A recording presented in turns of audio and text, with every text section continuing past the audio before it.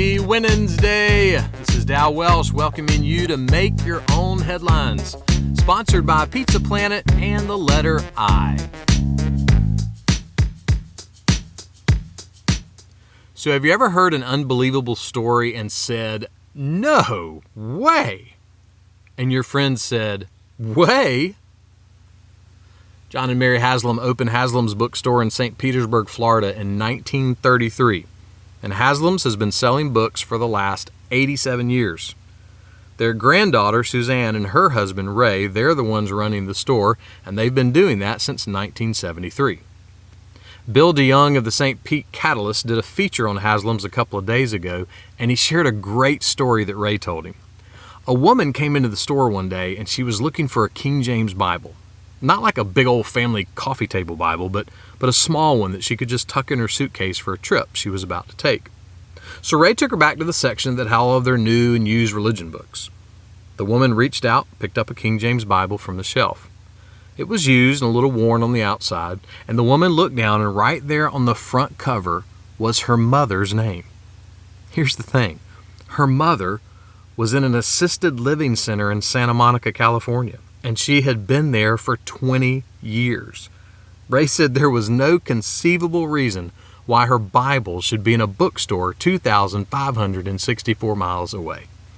No way. King David was writing about how stunned and overwhelmed he was with how much God cared about him.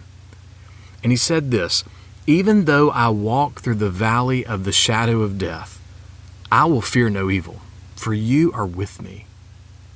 When David was thinking about God, he wasn't thinking of God as a noble legend or some kind of positive fairy tale.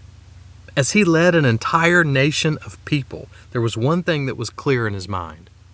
God is God. And with every ounce of his heart, David knew that God was his God. He knew that no matter where he was, God would find him. He didn't need to be afraid when evil things happened around him, and he didn't need to be afraid when evil things happened to him, because God was with him. Now look, I'll be honest, I can't metaphysically explain that, but because God has promised it, and because billions of God followers have experienced it over the last 6,000 years, including me, I can proclaim it. God will be with you. His grace will find you if you're in an assisted living center in Santa Monica, California, or in an 87-year-old bookstore in St. Petersburg, Florida, or in a quaint restaurant on Main Street in Ridge Spring, South Carolina, or in your car right now as you're listening to this. The grace of God will find you.